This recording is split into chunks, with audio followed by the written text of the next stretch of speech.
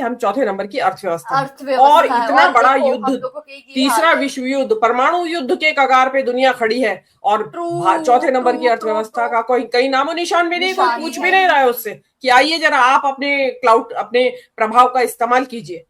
वो हमें कोई पूछ नहीं रहा है। हम ब्रिक्स के चेयर हैं इस साल, हम जो हैं विश्व गुरु कहते हैं खुद को, तो हमने अपने आप को घोषित कर रखा है। विश्व गुरु की जरूरत तो ऐसे मौकों पे, नाजुक मौकों पे सबसे ज्यादा होती है कि गुरुजी। Hey guys, welcome back to our channel. तो जिस वीडियो पे रिएक्ट करने जा रहे हैं वो है Pak decision to end the US Iran war and host Switzerland is a slap in the face for India. ये कहीं ना कहीं है ही, बोल सकते हैं हम लोग, क्योंकि देखा जाए ना जो वो है पाकिस्तान का जब स्विट्जरलैंड वाली हो रही थी, जब बोल रहे थे सेरेमनी होगी ऐसे करके, तो जो इंडिया मीडिया था वो तो ऐसे था कि अरे भाई ये जो तुम्हारा वो किया है, पीस वॉर करी है, वो कतर ने कर रखी, इसमें तो पाकिस्तान का कोई रोल ही नहीं है। लेकिन अब जो पाकिस्तान को स्विट्जरलैंड में सेरेमनी में इन्वाइट कर दिया, तो सही बोल सकते हैं थप्पड़ ही है इंडियन मीडिया के ऊपर। एग्जैक्टली। और हमें ये भी पता है कि पाकिस्तान ने एज अ मीडिएटर काम किया यूएस और ईरान के बीच में, तो उनके पीस वॉर कराने के लिए, मतलब ऑब्वियसली ये है कि उन्होंने रुकवाई ही है पाकिस्तान ने, जैसे सेम यूएस ने हमारे साथ किया था। अब देखते हैं कि इस वीडियो में क्या होने वाला है, कि ऐसा मतलब इंडियन मीडिया का क्या कहना है इस चीज पे। वही, सो फिर आप भी देखिए, हम भी देखते हैं। Let's start. आज सारा क्रेडिट तो पाकिस्तान लेकर चला गया। पाकिस्तान को पहली लाइन में डोनाल्ड ट्रंप क्रेडिट देते हुए नजर आ रहे कि thanks to Asim Munir and Shahbaz Sharif. बहुत भयानक हार, बुरी हार, हम मुंह के बल गिरे हैं। पहले हम ऑपरेशन सिंदूर में गिरे थे मुंह के बल, और आज जो हार हुई है, लेकिन इनडायरेक्टली एक टॉन्ट पाकिस्तान को लगाया। अब ऐसा है कि वही दलाल जो है, इंपोर्ट्स दलाल जो है, उस दलाल ने ही आपको राहत दिलाई है। इतनी बड़ी विडंबना है कि आपको जो राहत मिली है, आप दुनिया के सबसे ज्यादा अफेक्टेड देश रहे हैं। हम जो हैं विश्व गुरु कहते हैं खुद को, तो हमने अपने आप को घोषित कर रखा है। विश्व गुरु की जरूरत तो ऐसे मौकों पे, नाजुक मौकों पे सबसे ज्यादा होती है कि गुरुजी चेलों को लड़ रहे हैं, जो उनको समझाएं। वही तो, शहबाज शरीफ और आसिम मुनीर को नोबेल प्राइज भी मिल जाए, और मोदी जी वो जो कौन सा नकली एक मेडल लेकर आए हैं इजराइल से और इधर उधर से, वो मेडल दिखाते हुए दुनिया में घूमेंगे क्या? लेकिन हमने पैसा भी कमाया और इज्जत भी कमाई अपनी फॉर एवर। मोदी जी बहुत असफल, सबसे ज्यादा असफल प्रधानमंत्री साबित हुए हैं। तो आपने जो करना चाहिए था वो पाकिस्तान ने किया है, और आप पाकिस्तान की दलाली की वजह से आपका जो दलाल स्ट्रीट है वो उसको फायदा हुआ है। ये जो हमारे मुंह पर तमाचा पड़ा है पाकिस्तान के इस यश की वजह से, इसके लिए पूरी तरह से मोदी सरकार जिम्मेदार है, आरएसएस जिम्मेदार है, और जो मदद कर रहा है उसको हम दलाल कह रहे हैं। और जिस दलाली की वजह से आज हमको फायदा हुआ है, हमने तो पाकिस्तान को धन्यवाद देना चाहिए। आपका रोआ रोआ इस बात को लेकर चिल्लाता है कि आखिर आज पाकिस्तान ने ऐसा कौन सा कमाल कर दिया जो भारत नहीं कर पाया। आज भारत की सरकार क्या सिर्फ फोन खड़खड़ाने के लिए बैठी थी? फोन पर मोदी जी बात कर रहे थे, हमने गल्फ के नेशन से बात कर लिया, हमने सऊदी अरेबिया से बात कर लिया। अरे बात करके क्या हुआ?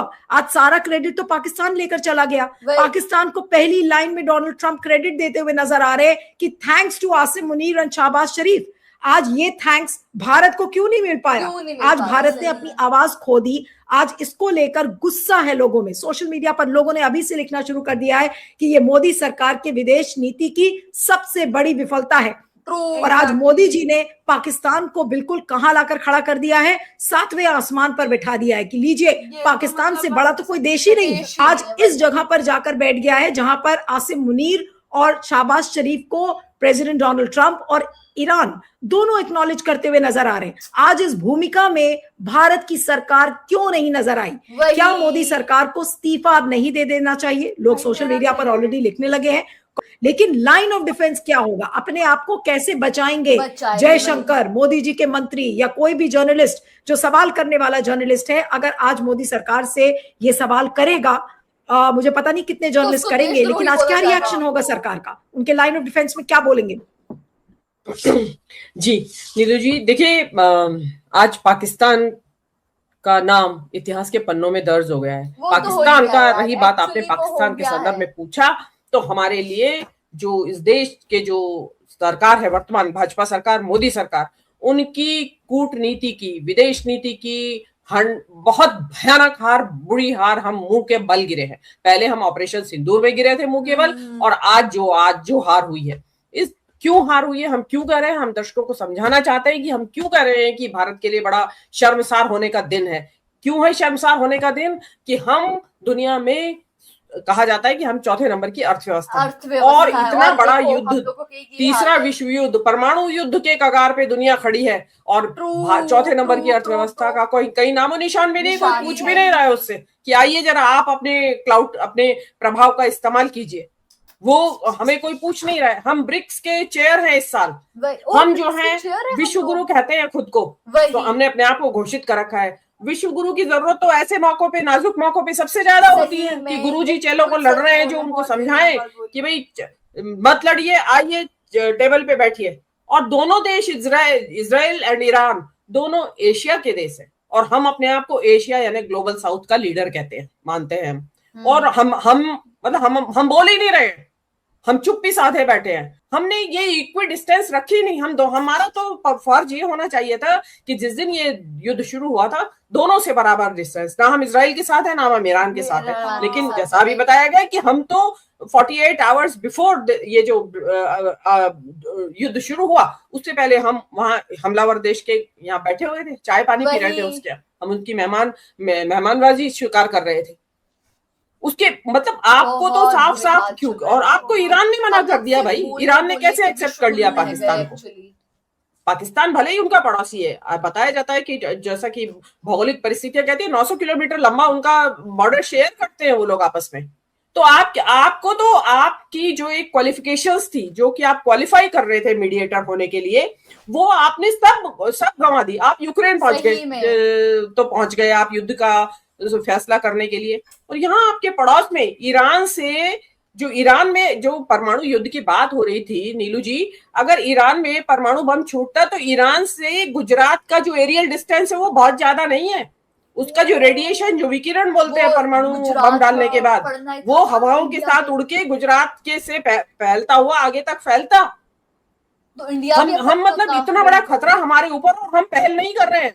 यहाँ भी तो पाकिस्तान ने अपने आप को पेश किया कि आइए लाइए हम करते हैं मीडिएशन।